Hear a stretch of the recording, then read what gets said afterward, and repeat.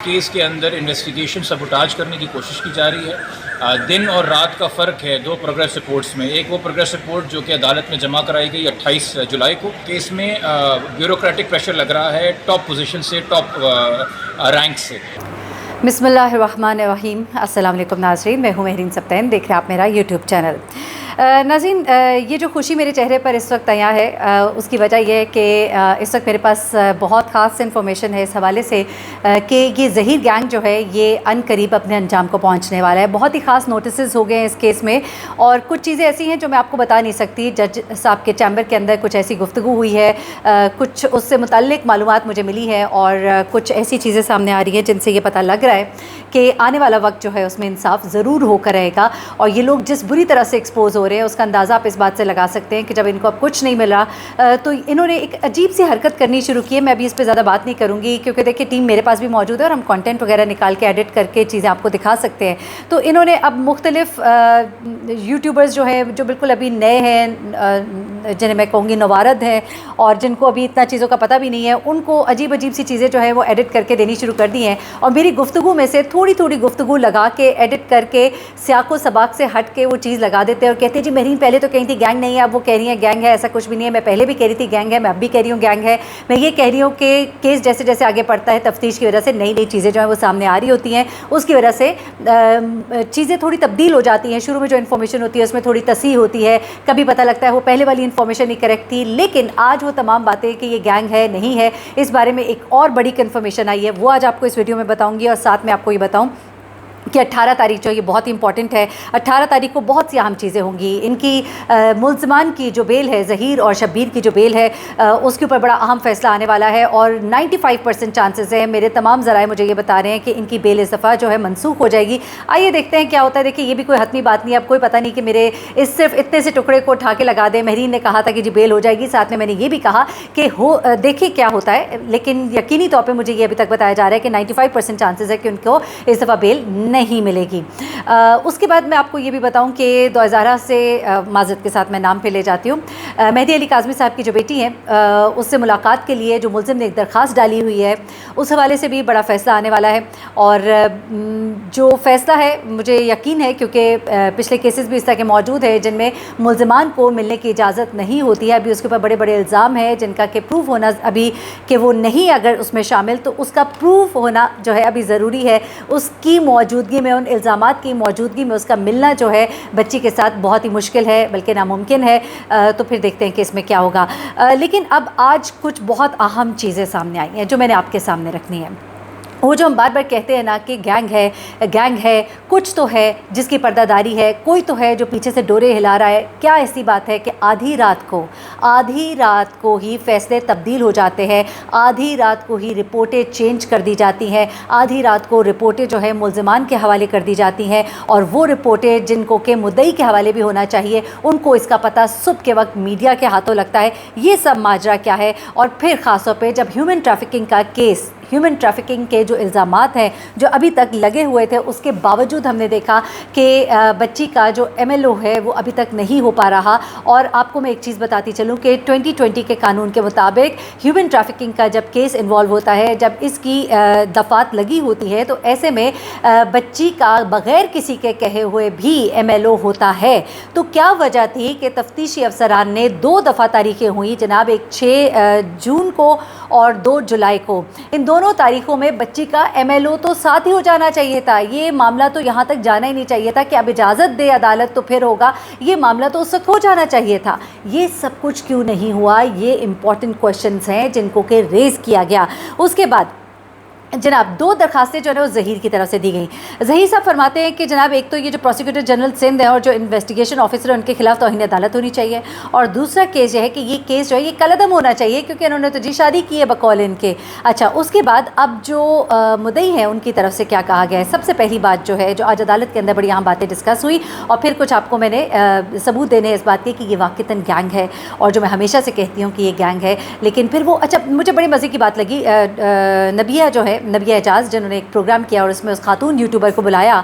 खातून YouTuber को बुलाकर उससे पहले तो पूछा कि जी आपकी शादी को कितना अरसा हुआ। उसने कभी नहीं हुई है, तो उन्होंने कहा कि जी हाँ, लोग काफ़ी अरसे तक हनीमून पीरियड में ही होते हैं। फिर आपको पता है 2015 में शादी हुई को बताया जाता है जी अभी 3 महीने पहले हुई है, जबकि शादी 2015 में हुई। फिर एक ID कार्ड जो है वो भी सामने आता है, और उन्होंने तो कहा कि जी आप चैलेंज कर ले। तो इन्होंने कह दिया खातून यूट्यूबर ने, जी हमने FIA में दरखास्त दी हुई, ऐसा कुछ भी नहीं। अगर होता तो डेफिनेटली असद जाफरी के ऊपर कोई ना कोई केस करते, लेकिन वो बड़े ही भरपूर तरीके से इस बात का दिफा कर रहे हैं कि मेरे पास सबूत मौजूद है, आप आइए और इसको डिफेंड करें। अगर मैं कसूरवार हूँ तो बिल्कुल आप करें, मेरे ऊपर केस करें, मैं यहीं पर मौजूद हूँ। अच्छा, अब होता क्या है जनाब कि यहाँ पर ये कहा जाता है, दूसरी जानिब से ये कहा जाता है कि सबसे पहली बात, सबसे अहम बात, हम गैंग की तरफ बाद में आएंगे। ज़रा आज अदालत के अंदर क्या हुआ। पहली बात यह है कि मुल्ज़िम को हिरासा करने के हवाले से अदालत में आज बताया गया कि जी किस तरह से मुल्ज़िम ने हिरासा करने की कोशिश की। AVCC के दफ्तर में बैठकर मैसेजेस भेजने का मतलब था कि वो मेहदी अली काज़मी साहब को ये बताना चाह रहा था कि देखिए मैं तो कुछ भी कर सकता हूँ, मैं जहाँ पर मौजूद हूँ, मैं यहाँ से डोरे मेरी जो है वो हिल रही हैं, तो फिर आप देखिए कि मैं क्या कुछ कर सकता हूँ। उसके बाद बच्ची की तस्वीर जो वायरल की गई, वो तस्वीर वायरल करके एक पैगाम देने की कोशिश की गई कि मेरे पास तो बहुत कंटेंट है, अभी तो सिर्फ पाँव दिखाया है मैंने। तो इस तरह की हिरासगी की जो कोशिश की गई है, इस चीज़ को आज अदालत में बताया गया और कहा गया कि किस तरह से हिरासा करने की कोशिश की गई है। फिर उसके बाद ये भी कहा गया कि जो तमाम पुलिस अफसरान इस काम में उसके साथ शामिल थे, उनके खिलाफ भी कार्रवाई की जाए। फिर उसके बाद अदालत में आज ये भी कहा गया कि जब तक अदालत मुतमईन ना हो जाए तो पुलिस जो है चालान को ट्रायल कोर्ट में पेश ना करे, क्योंकि देखिए अभी मुतमईन होने के लिए MLO का होना बहुत ज़रूरी है। MLO होएगा कि नहीं होएगा, इसका जब फैसला आएगा तो फिर इससे मुतालिक जो चीज़ें हैं वो चालान के अंदर डलेंगे। और देखिए चालान कोई हतमी नहीं होता, एक आया, दूसरा आया, तीसरा, चौथा, पाँचवा भी आ सकता है। जैसे जैसे तफ्तीश आगे बढ़ेगी, जैसा कि मैंने भी कहा कि शुरू में कुछ और मालूमात थी, बाद में कुछ और मालूमात थी। शुरू में ताने बाने जो हैं शब्बीर के एक पॉलिटिशियन के साथ जुड़ रहे थे, अब ताने बाने जो हैं एक गैंग के साथ भी जुड़ते हुए दिखाई दिए।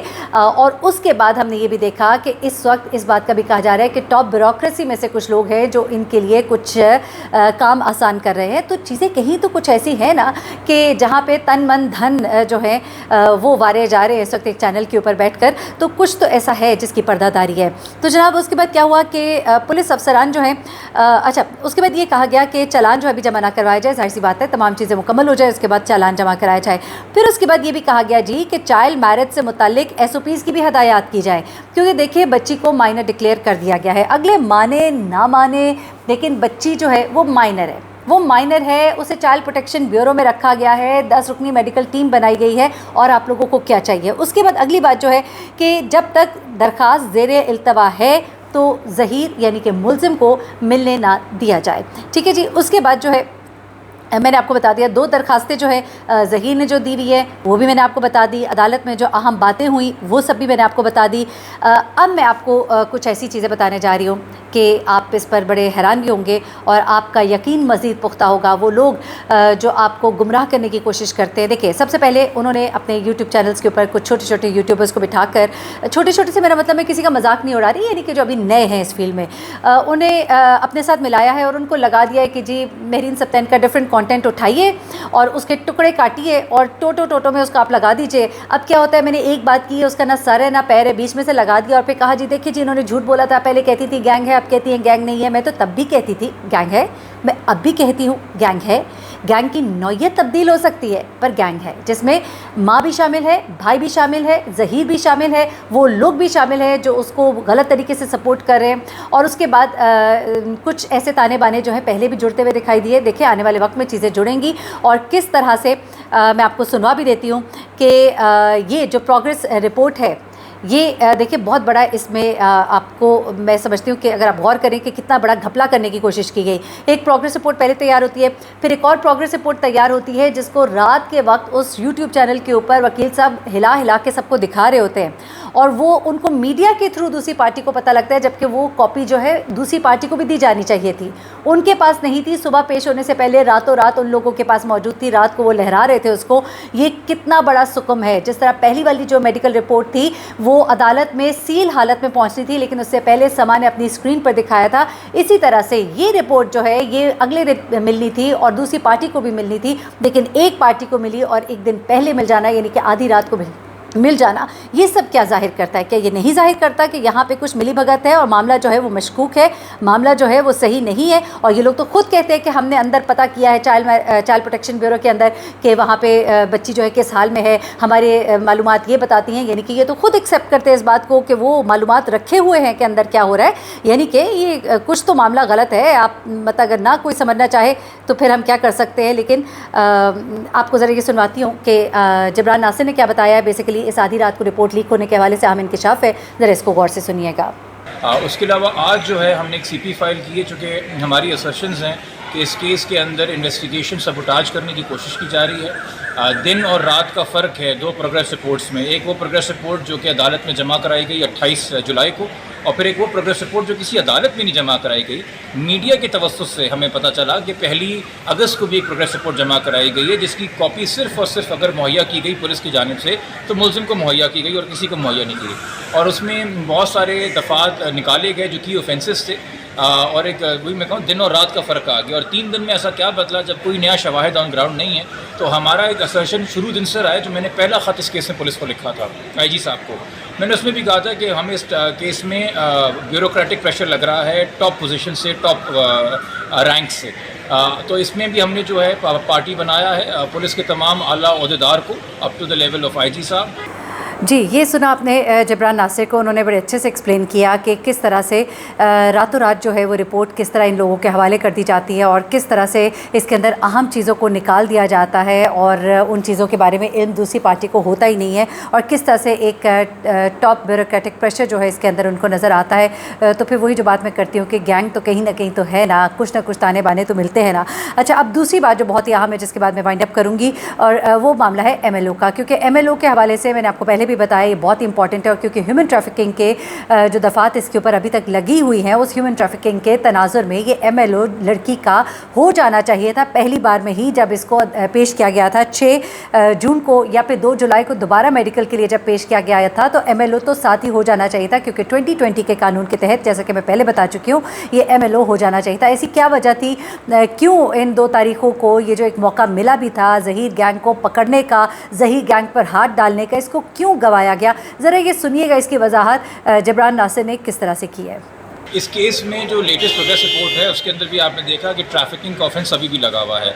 आप अगर 375 जो रेप का ऑफेंस है उसके ऊपर आप इसरार ना भी करें, मैं एक एकेडमिक बात कर रहा हूँ आपसे, केस के वाले से बात नहीं कर रहा, तो ट्रैफिकिंग का कानून जो है वो भी अपने 2020 के रूल्स के तहत पाबंद करता है, मैंडेटरी करता है कि आपने जो भी बच्ची है जिसको आपने रिकवर करवाया है, औरत हो या छोटी बच्ची हो, उसका MLO कराना ज़रूरी है। उसका मेडिको लीगल एविडेंस होगा, उसमें तो बाकायदा सोशो साइको ट्रॉमा का भी उसके अंदर जो है कि किस कर्ब से बच्ची गुजरी है उसका भी कोई ना कोई एग्जामिनेशन होना चाहिए। तो उसके बड़े क्लियर मैंडेटरी रूल्स हैं। सवाल ये पड़ता है कि अभी जो MLO की दरख्वास्त आई वो तो हमने चैलेंज कर दी, उसका जो ऑर्डर था, मगर आपके इल्म में है कि इससे कबल 2 बार IO ने इस केस के, जो कि मेरे लिए तमाम IO एक ऑनगोइंग इन्वेस्टिगेशन है ना, तो मैं फ़र्क नहीं करूँगा, 2 बार बच्ची को एज असेसमेंट के लिए मेडिकल बोर्ड के सामने पेश किया गया। ताज्जुब की बात है कि इन दोनों सूरतों के ऊपर दोनों जब कोई IO पे पाबंदी नहीं थी, बंदिश नहीं थी, इसने मेडिको लीगल एग्जामिनेशन क्यों नहीं कराया, इसने बच्ची का प्रॉपर मुकम्मल मुआयना क्यों नहीं कराया। ट्रैफिकिंग तो डे 1 से लगा हुआ है इसके अंदर, FIR के अंदर दर्ज था, ये नहीं कि बाद में कोई दफ़ा आई थी। तो जब बच्ची को पहली बार पेश किया गया, इसका मतलब है कि जो इन्वेस्टिगेशन ऑफिसर्स हैं और जो सीनियर इन्वेस्टिगेशन ऑफिसर्स हैं, चूँकि उसमें तो IG साहब भी तलब हुए थे, उनको पता ही नहीं है कि prevention of trafficking in person rules 2020 क्या कहते हैं। वो जिस कानून और रूल्स के तहत पाबंद इन्वेस्टिगेशन करने के लिए, मुझे पुलिस का कोई भी सीनियर अफसर, आप IO को छोड़ दीजिए, उन रूल्स से वाकिफ़ ही नज़र नहीं आता। अगर होता तो हम 4 महीने बाद इस केस में ये MLO के लिए अदालतों के चक्कर ना काट रहे होते। जब बच्ची पहली बार 6 जून को मेडिकल बोर्ड के सामने पेश की गई थी तभी उसका MLO हो जाता, या दोबारा जब 2 जुलाई को पेश की गई थी तभी उसका MLO हो जाता, मगर ये करवाने से कासिर है। और ये नज़र आ रहा है कि ये ख़ुद वाकिफ़ नहीं है इन प्रॉपर रूल से। जी, ये सब आपने सुना। अभी तो बहुत सी डिटेल्स है, लेकिन 18 की तारीख बहुत ही इंपॉर्टेंट है, क्योंकि इस दफ़ा ज़हीर और शब्बीर जो है इनके गिर शिकंजा बहुत ही सख्त होने वाला है। और वो लोग जो झूठ पे झूठ बोलते हैं, उनकी झूठों की दास्तानें तो आप अंदाज़ा लगा सकते हैं। अभी असद जाफरी साहब हैं, वो किस तरह से उन्हें एक्सपोज कर रहे हैं। मैं पसंद तो नहीं करती इन चीज़ों को इतना ज़्यादा यूँ करना। लेकिन जब आप ज़ाहिर सी बात है गलत बातें करेंगे, बहुत पर्सनल होंगे, तो फिर मेरे जैसे लोग भी मजबूर हो जाते हैं। मैं तो हमेशा कोशिश करती हूँ कि मैं काम के ऊपर बात करूँ, पर्सनल ना हूँ, लेकिन जब पर्सनल होंगे तो फिर कभी कभी हमें भी जवाब देना पड़ जाता है, जो यकीन माने अच्छा नहीं लगता। लेकिन आप किसी को इतना ज़्यादा दीवार के साथ लगाएंगे तो फिर उसका रिएक्शन तो आएगा, और रिएक्शन भी हम कभी भी फिर भी कोई नाजायज़ बात नहीं करेंगे। मुझे महरीन सब्तैन को इजाज़त दीजिएगा, अपनी दुआ में मुझे भी याद रखिएगा, अपना बहुत ख्याल रखिएगा। अल्लाह हाफ़िज़।